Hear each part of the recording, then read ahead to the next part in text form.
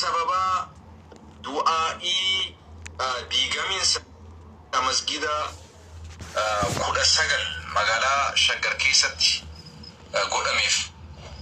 Yaa Rabbi masgida keenyaaf tumsi. Mana kee diige kana yaa Rabbi diige jeesheni. Miti sababa du'aa'i godhaniif mootummaan Itoophiyaa safaraan Itoophiyaa kan Saudi jiru dhagee Oromoo. Safaraan iskee akkan taane dhaggeeffadhu warri Saudi jirtu. Safaraan Itoophiyaa kan biyya Saudi jiru. Dahannatii biyya Saudiidha. Dhageessaami.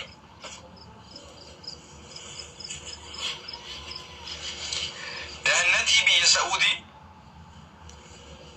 mootummaa nagaa fi humna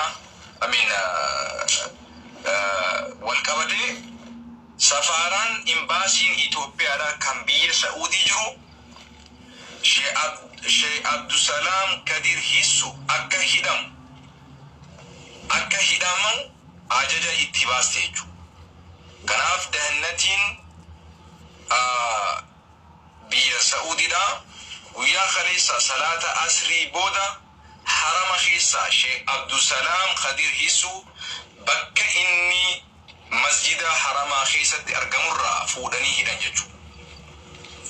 San dura akka barbaadamaa jiru bilbilanii namoota isaa wajjin hariiroo qaban doorsisaa turan. Eessa jira bakka inni jiru nutti himaa jedhanii dahannatiin biyya sanii akka barbaadaa turte qorachuu barbaanna. Mootummaa Itoophiyaatu nu erge akka hidhamu ajaja nutti baase ja'anii namoota isaa waliin hariiroo qabu bilbila isaanii soqanii bakka inni jiru waan beekaniif itti bilbilanii keessattuu warroottan umraa fi hajjiirraa gaafatamummaa qaban warri dahannatii waliin jiran jechuudha. Itti bilbilanii Sheikh Abdussalam Kadir Hissu hidhuudhaaf barbaadu jirra. Maali badiin isaanii jennaan mootummaa Itoophiyaatu nu ajajee namni kun nuuf hidhamuu qabaa jedhaniiti. Safaraan Itoophiyaa biyya Saudi jirtu kan ummata keenyaan ummata Oromootiin hogganamtu yeroo aalima keenya yeroo sheeka keenya yeroo ulamaa keenya akkana doorsisanii hidhan xiqqeenya si fakkaate wallahi sharafa billah alayka akhi maqaa islaamaatiin maqaa laa ilaha illallaatiin maqaa masjidaatiin hidhamuun yaa akhi sharafa billah alaykum sharafa ulfina kabajaan manni hidhaa mana nama guddaati mana nama waxaxiitii miti. Namni zamana kana keessatti nama gartee haqarra jirutu hidhama dhaggeeffadhu. Sheekni waa takkan goone harama keessa taa'ee mana rabbiitiif lallababe mana rabbiitiif yaa rabbi mana rabbiitiif dirmadhu jedhe masjida kudha sagal nurraa diige mootummaan kun. Sheikh Abdussalam Hissu dhukaasa tokkollee hin dhukaasne lola tokkollee hin awaajne mana rabbii harama keessa taa'ee du'aa'i godhuu qofaaf rabbuma isaa kadhachuu qofaaf laan Oromoo giseen siin jiru mootummaan kun wanni inni sodaa irraa qabu wallahi yoo rabbal kaaba du'aa'iin beeka akka du'aa'iin gabricha rabbii du'aa'iin nama miidhamtee du'aa'iin nama sallamame akka qeebanamtu beeka beekpin billah alayka akhi yaa akhi bibi la waan takka hubarraan fuutan hiitaniis ajjeestaniis fannistaniis waan feetan gootan islaamummaan ammallee ganaadha babal'atti ganaadha laal Oromiyaa miti guutuu Itoophiyaa hunda ganaadha keessa waan dhiyoo akkamitti ilaalaa jirra. Isinoo biyya keessa jirtanoo biyya keessatti hammeetu waan fedhullee kun dubbanne bakkaariidha maaliif yoo jette Affaar irratti Kurban tokko kaleessa laayishee waraabee wallahi laayishee irraa kaasanii hidhanii jeeduma saamana isaa godhatanii eessa akka keessan hin beeku kaleessa dubbatanii ture beektaa rakkoo dandaadhaa ijoollee sagalee ta'an kan jedhamee biyya keessatti eegamaa jiranuu qabaa jirudha. Hidhaa qabaanii ajjechaanii dudduubeetti deebisuu hin danda'an nuti gaafachaa kan jirru mootummaan adiigamuu mootummaan jijjiiramuu yookaan immoo aangoo nuu kennaa qursii asirra nuu ka'a musliimni parsantii meeqa qaba biyya keessatti naannoo Oromiyaa keessatti parsantii hammam qaba Shaggar keessatti parsantii hammamii qaba federaala irratti parsantii qaba jennee gaafachaa jiru nuti gaafachaa jiru masgiida keenyaaf masgiida keenya diiginaadha. Kanatu yeroo kana baay'ee sodaachisee jira jechaadha wanti hojjetamaa jiru kan nuti paartii poolitikaa hin qabnu مسلمان نبغى كان أكثر درجتي بزي كان دبتشا جرو ولي كذا درجتهم جولي مسلمة كان تان ولي كذا حالة كان ينتقم هذا ولي جارو دندي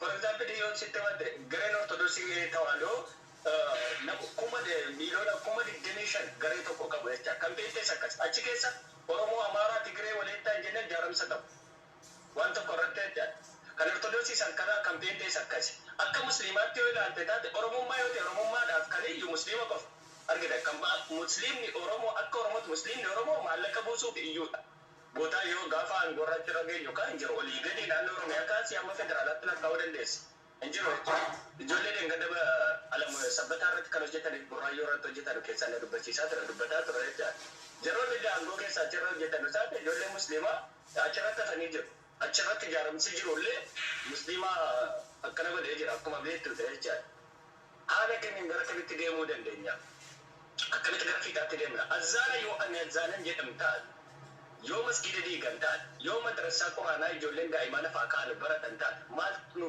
fajira ምንድነው ወደፊት የታፋታችን ምንድነው ምን ሲሆን ያደነ እንዴትስ መስራት አለብን እንደ አንድ ሙስሊም ማለት እንደ አንድ ሙስሊም ከኔ ምን ይጠበቃል ካንተ ምን ይጠበቃል ከሷ ምን ይጠበቃል እንዴት አድርገን እንድራምደው ላይ እስቲ ከኔ የተሻለ እውቀቱ ስላለ ከሀገር ቤትም ስላለ በተግባርም ስላለ ብታወራ ደስ ይለኛል እኔ ጋር ያለው ይሄ ነው እንስራ ነው ኦኬ ኢትዮ ፈረጅ እዱ ገለቶ ሚዱባ ኢንፎርሜሽን ዱጋቲ ቀበጣማን ጀቹ ለብየ ኬሰ ጅሩ አዲስ አበባ ፊሊጌቲ ተረተ ኤክስፐሪመንት ከስኬሳ ጅፍቱ ወል ቀበቴ waan baay'ee xiyyeeffannoo guddaa barbaadudha.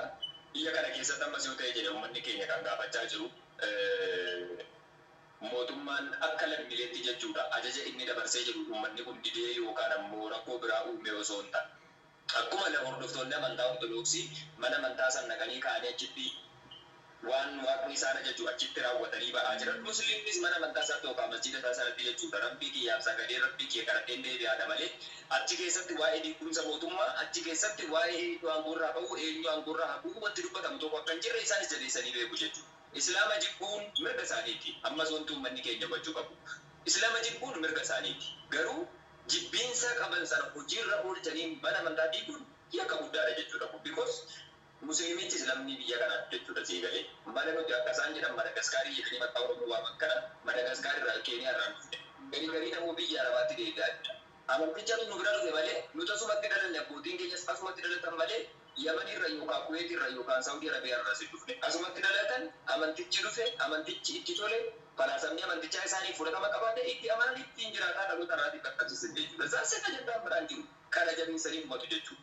Amantaa ortodoksii yoo ta'e abbaa gadaa miti muka odaa jala taa'ee kee kan amantaa ortodoksii sana isaaniif kennee jedhe biyyuma alaatii dhufe uummanni kun falaasama isaa sanatti seenee jedhe gara amantaa kanaatti deemuu jalqabee jedhe dhugatti biyya keenya keessatti waaqeffataadha amantaan bu'uura irraa uummanni keenya kan jiraataa ture jedhe ibsa reyaalitii dhugaa dubbachuuf yoo ta'e jedhe jechuudha sii galee hunduu waaqeffataa keessa ture adaan kun wayita dhufu inni kaan ortodoksii inni kaan protestaantii inni kaan islaama ta'e jedhe jechuudha amantoonni kaan osoo hin tuqamin xiyyeeffannoon amantaa islaamaa kana qofarratti immoo yommuu deemu uummanni jechuudha mirga amantaa isaa gaafachuu qaba jechuudha. Karaa nagayaatiin gaafachaa jira ammas qaamni qabu hamii dammaca buufama jechaa jiru mana nama tokko iyyuu dhiigaa jiru bakka biizinasa tokko iyyuu rakkoo irra keessaa jiru karaa nagayaatiin mootummaa naaf dhiirisi jechaa jira karaa mootummaan karaa nagaatti deebisu yoo kan jedhu ta'ee jedhe uummanni gara humnaatti deema jechuudha dirqama waan ta'eef amantaa hundumti biraachi waan ta'e jechuudha ganni wayil kan bakka nagayaan dhufte. Maamilleen gama deebigaa dubbanneen ba'a. Nama dura jira ke jara jira dalam kata abdi si bahasa jira ganti tu. Haye galato bina galchu KTV galato wa hundi kestan cufti kesadi. Ana akka mata ortodoksiti damsan qaba. Ijoollee mata ortodoksiti damsan qaba. Ijoollee mata muslimatif damsan qaba.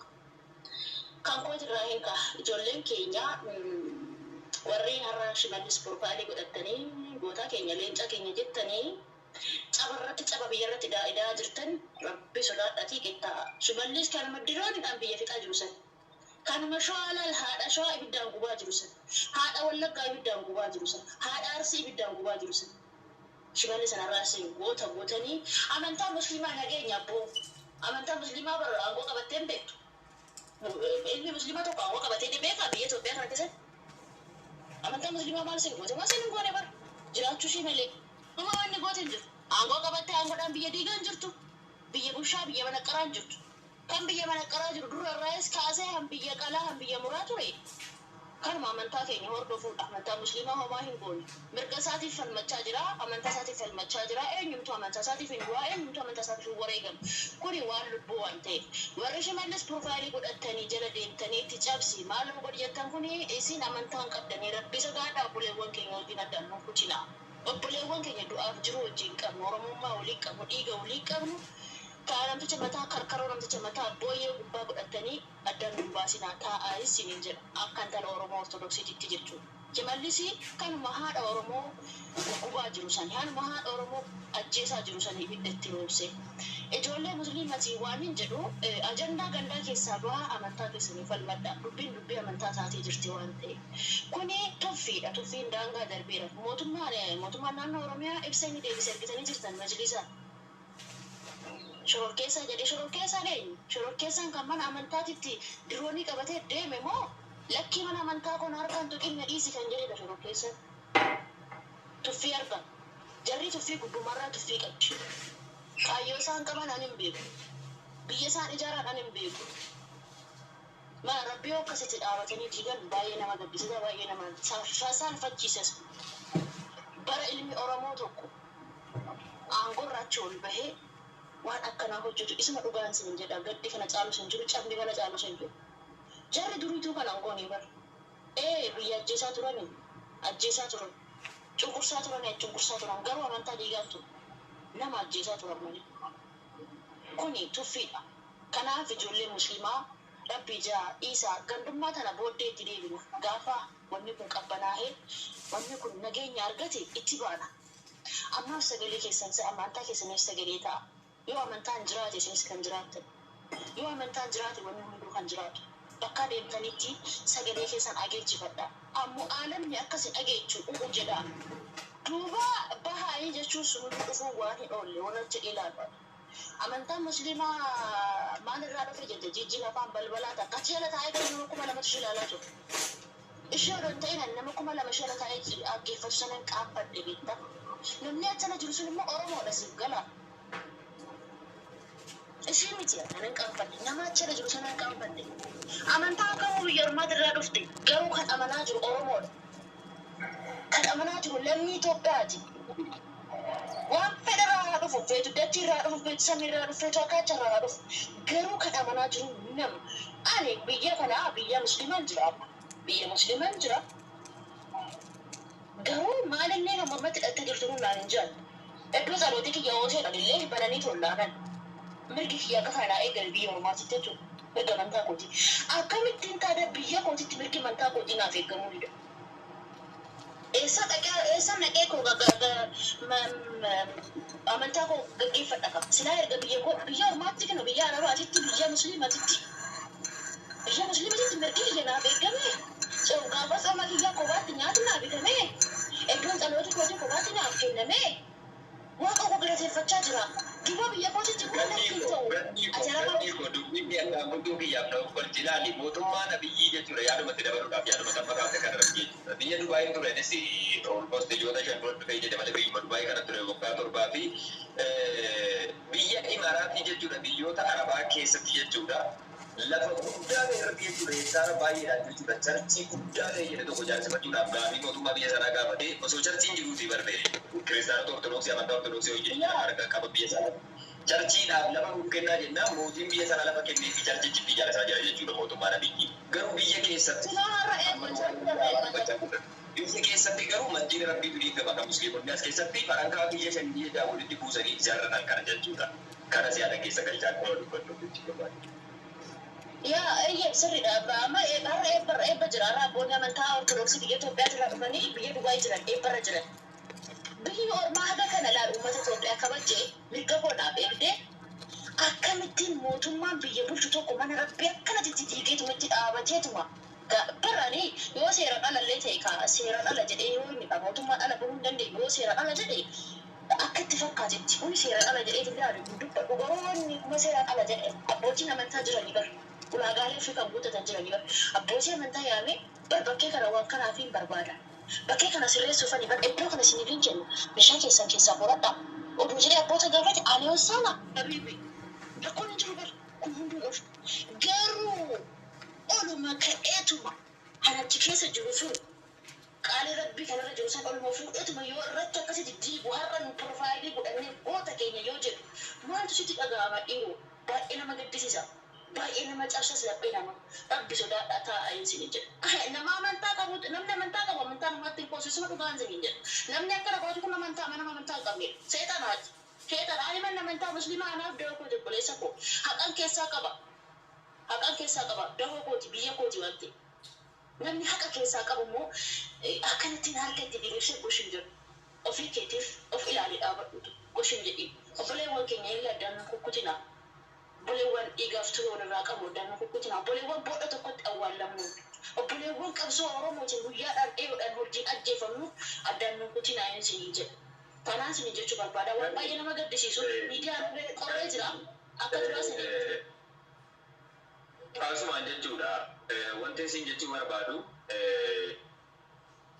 mucaan tokko ganni laawwa አራት ትላለች አንድ እህታችን በጣም ያንቺ አድናቂ ነች እህታችን እኔ እኮ ላስገባሽ ኢንቪቴሽን እየላኩልሽ ነው ግን ኔትወርክሽ ነው መሰለኝ አክሴፕት እያደረገ አይደለም ምንም ማድረግ አልችልም አንድም ደግሞ በአማርኛም አብሮ እያልክ ያለ ወንድማችን አለ እንግዲህ መቼም እያወራን ያለው ስለ ገኒ ወይ ስለ መሐመድ ወይ ስለ ኢትዮ ፈረጅ ወይ ስለ ዶክተር ጂት ወይ ስለ አክመል አይደለም ስለ ኡማው ስለ ዓለም ላይ ላለው ሙስሊም በተለይ ደግሞ ኢትዮጵያውያን ማለት ነው እነሱም በተለይ ደግሞ በእኛ ሳይድ ያሉትን ችግሮችን ምን ብናደርግ ነው እዚህ ላይ ደግሞ አንድ መገንዘብ ያለባችሁ በኦሮምኛ አወራ ማለት ለአማርኛ ተናጋሪ ወንድሞቻችን ደምታ ተሰራ አይደለም ምክንያቱም እዚህ ጋር ደግሞ ያንን ቋንቋ መስማት የማይችሉ ወንድሞቻችንም እንዳሉ መገንዘብ አለባችሁ እነሱም ሀቅ አላቸው አይደለም ሙስሊም ስለሆኑ ቋንቋን ባለማወቅ ይህንን አፕዴት የሆነው ኢንፎርሜሽን ላላገኙት ማድረስ ደግሞ ለአንተም ለእኔም ጠቃሚ ነው ብዬ ነው የማስበው እና ከቻልክ ኦሮምኛውን ቀስ በቀስ ለመልመድ ጥረት አድርግ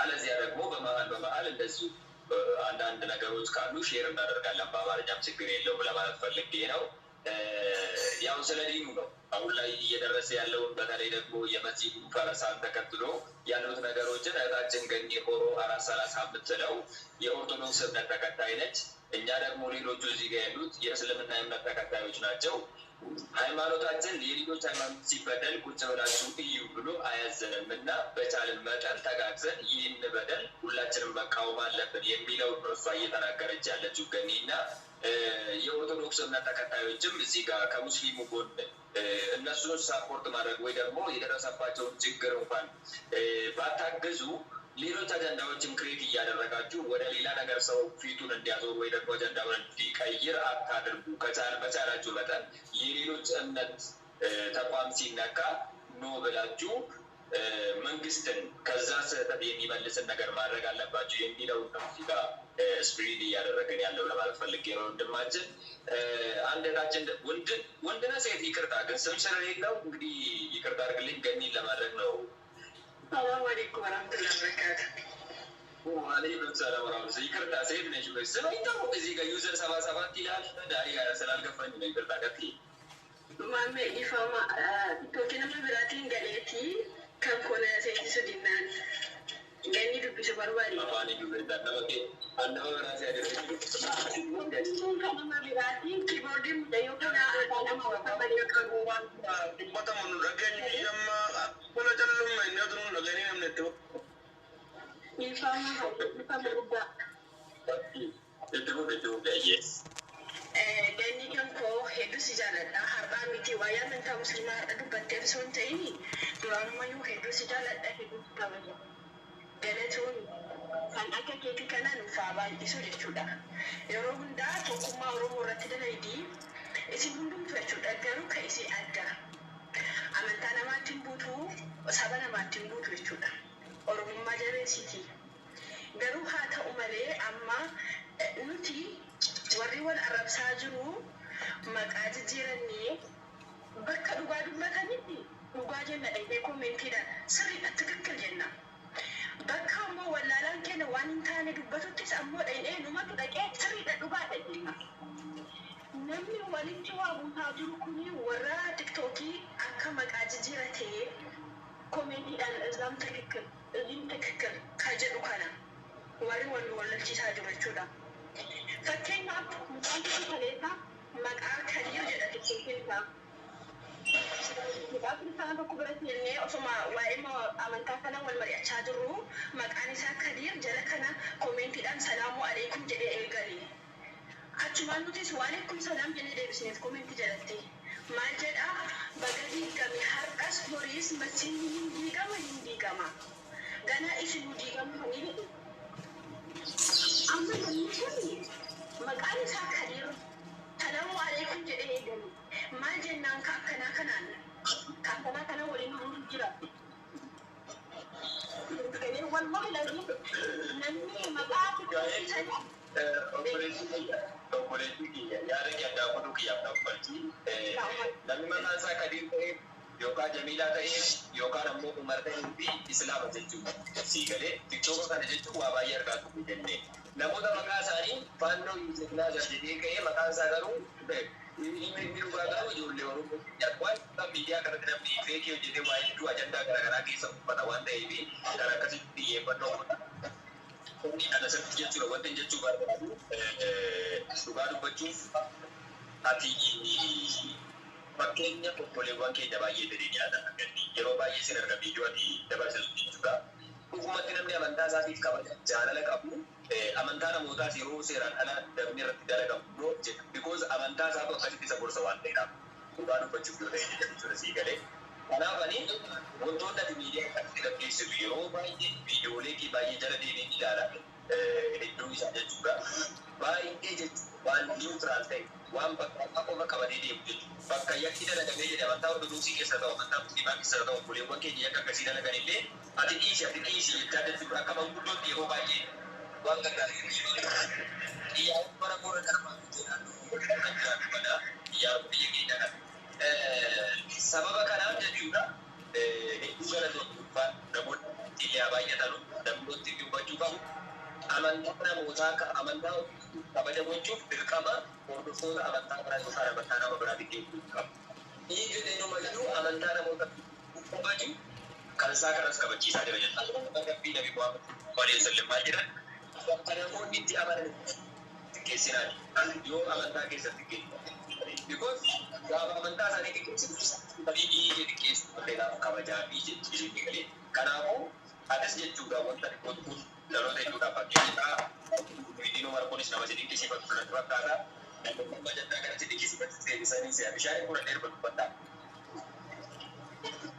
Ayyee galatama hundi keessanuu cufti keessanii dalagaa deemuu hedanii horaa bulaa deebana sagalee ta'a hin callisina waliin borjaajessinaa rabbii sodaadhaa waliin borjaajessinaa isin jaa mataa keessaniif sagalee ta'a ni amantan. Ayyee. Yanni dhiya tokko tombaan Ooko. Yeroo baay'een si ilaalaa yeroo baay'een si argaa dhugaa taanaan nama baay'ee bilchaattuudha viidiyoowwan ati gadhiistu hojiiwwan ati hojjettu baay'ee waan dinqisiifatamuudha. Ammas namoota gaggadhii tokko laaltee isaan maqaa jijjiiratanii isaan waan takka godhanii nama arrabsan ilaaltee yaada kee jijjiiratanii hojiin ati hangaarraa hojjechaa jirtu garuu waan si galateeffachiisudha. Ulfaadhu galatoomin siin jedha asumaanii akkasuma Muhammad bin Aljazeera nama waan jajjabaa hojjetu ijoollee yeroo hunda tokkummaa saba kanaaf tattaafatanidha. Kan kee garuu addaa nama amantaan maaliin addan qooddu ilaalcha namni tokko akka namaatti qabaachuu qabdudha kaati qabdu. Kanaaf baay'ee galatoomii ulfaadhu haaluma kanaan itti fufiisiin jedha yanni. Ayyee galatoomii yaaduu koo jiraadhu waan jijjiirsisini Oromoo biratti rabbuun salbisini Oromummaan dhiiga amantaan kan abbaa abbaa waan feettaa amanu nuti warra caloo bakka tokkotti gootota soddoma dhabnee haftee isaaniiti. Ani tokkummaa Oromoo echumattuyyuu nama barbaadu rabbii tokko nu haa taasisu. Rabbiin immoo biyyuma Itoophiyaa maraate tanaafis nageenyaa fidu. Mootummaa kanas rabbi laphee isaa haa cabsu. Artificialiin meeshaa chaayinaa warri gadi yaateetiin uummata Oromoo qulqulluu uummata tuulamaatiin hin jenne yaani achi keessaa uummata daabboo gaddaamtaa daabbootiin gadi yaatee ammoo jettu lafuma akka jedhe lafti warraa wayii jettu as gadi illee lafti wayyu jedhamutu jira. Lafa sanirraa muka muranii masjidaan ijaaran kan isinii himu. Gandaan keessa dhaladhe keessa lafa na dhageeffata koo lafa hujubaa keessanuu sanuu hujubaa bakka sirna ta'anii itti muran keessa muka muranii masjidaan ijaaran. Maa abboon dhageeffatu qaaka ka'e baafas. Mee dhageeffatu jamsi qaaqni ka'ee jennaan maa hujubaa kiyya muree masjidaan hojjate jedhan. Wal waamte artiin itti saddeetan. Nama waan kana godhe diinsuuf kaan ijoollee waan kana hojji. Qorri hookaan bahee bokkuun bahee abbaan yaa'aa bahee abbaan gosa sanii bahee ijoollee kan diinsuuf kaan gaafa kaan achi yaatee laallattee arsiin aqlii qabdu oromoon aqlii qabdu. Wanni hojjame kun maali jedhe mana rabbiiti jedhan. Manni rabbii kun wayyoomaa miti jettee ol gaafatte wayyooma jedhan. Maarree wayyoomaan ijaarre waan wayyoomaan toltu wanni diinsinuuf hin jiru jettee biraa galte. Hagana laallatti jecha walli aqlii qabu oromoon aqlii qabdu tan baran zaaliman baranne jettee asirra yaatu maal baratte zulmii malee leebaan ummata bari yoo obboleesso dantaa lubbuu ofiitiif garaacha ofii guutuuf obboleessa ofii gurguratutu as bahee oromummaa mi'eessu nutti utuu sirna oromootuu gatta'anii baratanii warri amma waan kanaan ummata walitti jiruuf deemu ummata jaarsaaf jaarsii walitti araarsine sirna oromoo keessatti. Umman nama gabbayee waawwatu kun tuulamni aqlii qabu, tuulamni namooma qabu, tuulamni biyyooma beeku gabbayee waan kanan dubbatu leen dubbatallee hin jiran. Ummata daabboon bitamte, ummata rakkattee biyyaa facaate, ka gaafa duraallee abboonni jaraa maqaa giraasmaachummaa, qannaasmaachummaa, dajjaasmaachummaa, fitooraari, raas, baalaambaraas maqaa jedhamu guurattee ummata gurguratte. Umma ilmaan daabboo santu ammallee gabbayee waan kana fashareessuuf deemaa jira malee islaamummaa oromummaan gaafa bakka qabatte hatti akka bakka deebitu hin beekan. Kanaaf karaa kana cufuuf gabbaatee ummanni azraaq raqeetti arabni beeyta waan karaa malee dhufe. Ummanni karaa malee dhufetu waan kana qaaba malee tuulamni namooma beeku waan kana hin qabu. Oromummaaf islaamummaan leellasee kana jala saraadhaa beeka. Oromummaaf islaamummaan wanni wadhabdu hin jiru. Adda kaleeyyuu waliin dhabne utuu wal dhabduuti. Utuu wal dhabduuti kalee gaafa sirna kalee murtu Oromoon teena faallaa murti islaamaan. Faallaa wayitu murtu. Awaama ummata awaama waaqeffataa kana jaarsa bule bira dhaqaa gaafadha obboleeyyatii. Ka amantii mararraayyuu qulqulluu ta'e. Amantii islaamaa kanatu oromummaa kana maxxanamoo amantii isaa wanta oromummaa maxxanaa gaafadha. Isinii himti jecha jaarsi bule ka biyya keessa bulee jiru. Maal si hima kalee abboota irraa waan dhaalaa dhufe jiru. Oromoon bar yeedalloo fi dhaamsaa walii bar sirna ofii dhaabataa siin ga'ee jira. Nama lubbuun beeku beekaani ka waggaa dhibbaa achi jaarsa bulaa ka awaamaa ka agam ammaa amantii kamittuu laaqameen jira.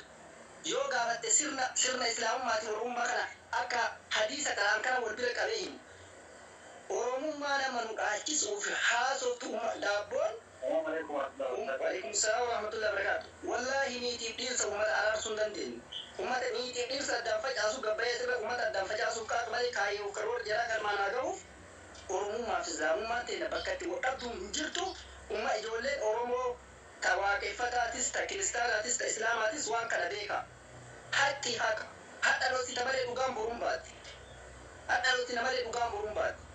Kana waan ta'eef keessattuu warri islaamaa amantii keessa jiru amantii islaamaa qabdan waan kana walii laaquuf hin deemina. Masjida kennaaf sagalee haa taanu oromummaaf islaamaa wal dhabdu jiru waan gara garaatiin jettanii hin falmina. As keessa diinni seenee sharrii bidhaa facaasa waan ta'eef masjida kennaa ni morman. Obboleeyyan ta'e warri kiristaanaallee ni kabanya garuu ni komanna. Maali?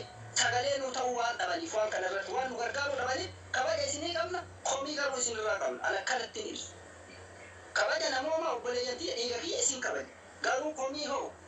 Komii isin komadha tolchee maaliif waan rakkinna bira nagattee waan na waliin hin dhaabanneef waan laaluu tiyya dhiiftee laaluu tante ofirra argiteef laaluu tante taphoota kaate laaluu tiyya ta awwala laaladhee ana awwala sirritti duusi awwala ka gubate ana ibiddatti anaa awwala ibidda gubate dhiiftee qaanqee boodarra sirra buute fuutee qaanqee saniif eega fiidde komiin adhaanitiidha qiyamisaa asittilee sirra dhaabachuuf hin deemu yoo uf dhaqqabdanii dhiifama gaafattanii nu gargaartan malee jechoo barbaadaa isinittilee dheeresse dhiifama horaa bulaa deemana ulfaa biljamsii.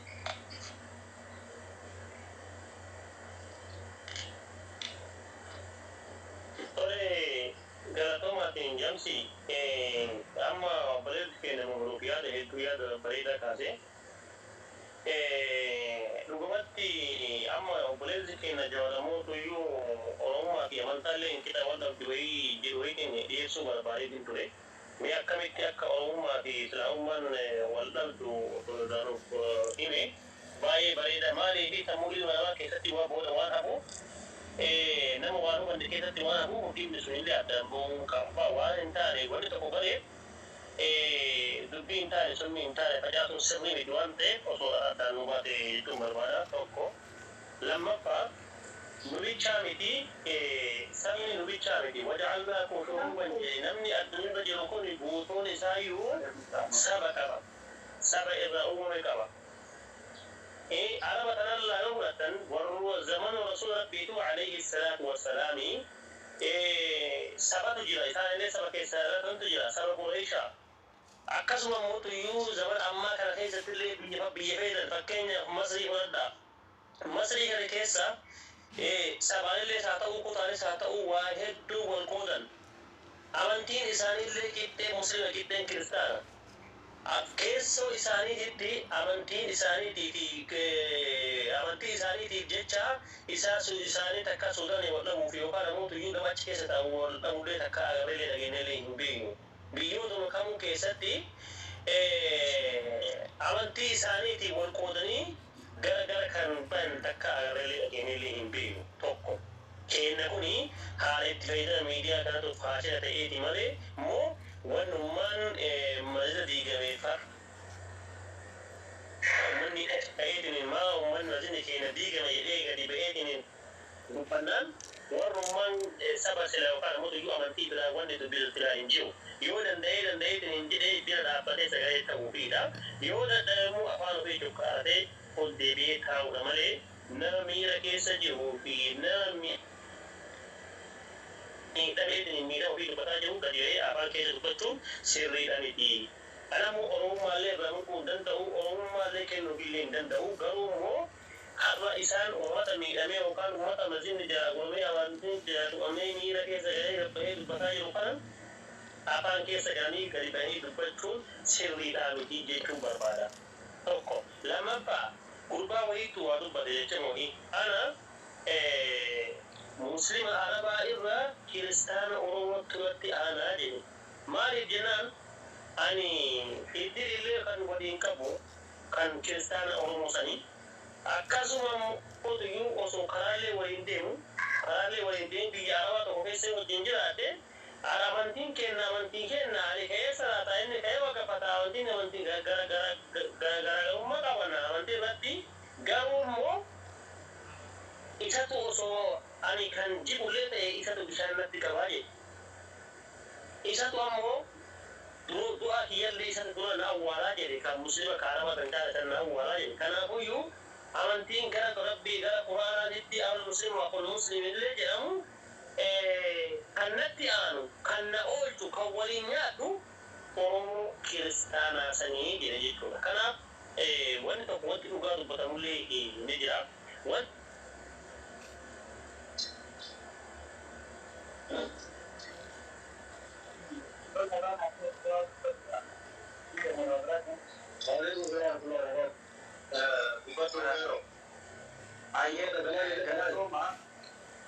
Okay, carraa kanatti fayyadamee hundi keessan assalaamu alaikum warahmatullahi wabarakatuh isin jedha.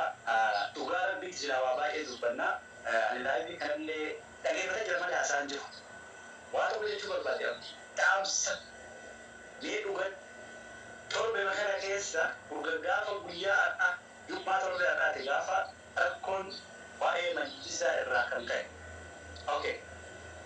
Mee uummanni keenya ajandaa masjiidaa kana dhiifnee yeroo nuti ajandaa gandummaa kanatti doonnu hayyoota islaamaa irratti maaltu ta'aa jira? Ija akkamtu olumaa'ota keenya laalaa jira? Ijji Shee Abdusalaam Kadir harama keessatti agarte tun fuuldurri maaltu dhufuudhaaf deemaa jira ka jedhu dhugatti wanni asirraa deemaa jiru kun akka nuti hayyoota keenya dagannu godhaa jira. Kana beekaa. Wanti asirraa deemaa jiru akka nuti olumaa'ota keenya dagannu. Amma kiyyoo jaraa keessa nama meeqa seen ka biyya keessa jiru ka biyya alaa jiru haa ta'u fakkeenya Shee Abdusalaam rabbillee kadhachuudhaaf hayyoo mootummaas barbaachisaa maamboon. Rabbuma kana jechuudha jettee harama keessa dhaabbattee waan barbaadde saba keetiif amantaa keetiif qabrii keetiif akiraa keetiif yaa rabbi jettee rabbii kadhachuun aarsaa kabajiitu agartee jirti. Okay. Wanti immoo asirraa deemee gandaan ganda walitti buusu kun maal ta'uudhaaf akka ati ilaalu waan hayyoonni kee dubbatan san akka isaan kophaa hafan. Amma olumaa'onni keenya kophaa hafaa jiru. Gara miidiyaa tokkokiitiin dhugaa yoo dubbanne gannee jira. Gaafa namni tokko namicha hoogganuu qaba, nama dhageeffatu qaba. Hayyuu jala deemuu qabna. Garuu nuti amma maal ta'aa jirra? Hayyuun gabbayee gaafa dubbatu waan inni dubbateef salphiifnee ajandaa biraa irra deemna. Laal akka sangoota sadii san diinni kophaa baafatee targeettii godhatee nyaachuudhaaf deemaa jira. Gaafuma waa dhabne tokko gaafa harka kennaa warqee wayiin harkaa bu'e soquudhaaf deemna. Gaafa warqee hojii adeemfanne. Yaa jira kee dhageeffadhaa. Namoonni hedduun amma waa'ee ta'e kanarratti warrummaa waan san maxxansan yookiin bitamanii haa ta'u yookiin waan biraa haa ta'u warri gaafa duraa lafti dheeraa akka jirsu akka ati ilaali hayyootuma sii dubbatan kana dagattu irraanfattu nu godhee jira. Ammallee hangaasa Ibraahimii yoo laaybii isaa hordofaa ta'u ta'eeta biyya san keessa innummaan bilxiginnaa keessa jiru inni paarlaamaa keessa jiru boolla keessatti awwaalamnee jiraana jedhama yoo wal gahii baate bakka irra bulle boruun bullu yoo masaraa araat kiiloo taate malee nageenya maaltu jira jedhe afaan isaatiin ani jenne. Hangaasa Ibraahim jechuun badhaadhina nama paarlaamaa keessa jiru isatu nageenyi hin jiru biyya san keessaa jedhe. Okay. Argaa jirtu ibsa mootummaan naannoo Oromiyaa baase argaa jirtu. Hayyoota keenya argaa jirtu meeshee Abdusalaam mee badiin isaanii maali rabbii kadhatan malee. Nu kana hundaa gannee olumaa'ota keenya kophaa gannee waan biratti isaanii jira. Yaa jira keenya yoo waan biraa dhabnu sagalee haa taanu ummata keenya warra nu fuuldura jiran lubbuu ofii qabsiisanii ka biyya keessa jiru ka biyya alaa jiru kan majlisa keessa jiru. Nutiin kun as gubbaa yoo isaan daganne diinni adda isaan baasee nyaachuu deema. Gaafa agartee waa dhageenne qofa as gubbaa baanee piroofaayilii kaannee iyyurra. Laal bakka nu barbaachisetti deebii irraa deebisaa. Bakka agartee quba qabanutti quba qabaachaa. Mee wannummaan Shee Abdusalaam irratti ta'e kun maalidha? Bohoo maal ta'uudhaaf deema? Hubattanii adaraa keessa waan kanaaf hayyoota keenya haa dhageeffannu. Gaafa rakkoon galte qofa dammaquu jechuun barbaada. Jabsi yeroo baay'ee laayineen fayyadamtanii mee waan kanallee ija gadiitti ilaala. Yoo jabaa ofii abbaan dureeffatan gaafa harkaa dhabde qofa wacuun faayidaan qabu. Ilaali. Tarkaanfiin hagara ga'u fudhatamee boroodan kun labsee gara biyya galuuf deema maal dhalataa? Maal jedhuudhaaf deemu? Finxaalii eenyu? Tuffii nagalee kun maali? Kanaaf mee waan kanatti maamuluu isinillee jettanii bakka geenyetti odoo ajandaa gandaa ajandaa tulluu fi tuulaa kan dhiifnee osoo ajandaan keenna gaafii teenna dura kan masgiini keenya hin diigamin masgiini keenya lubbuu teenna oliin irra dhaabbannee hayyoota keenya majlisa keenya dhageeffannee sagalee barbaachisu taanee hayyoota keenya eeggannee yoo nuti tokko taane diinni kun ittiin qabu. Diinni nu jala akka saree jala waa buusan nu jala waa buusan hayyoota keenyatti immoo ilkaan qarataa jira. Kana beekaa jechuun barbaade galatooma ulfaadha.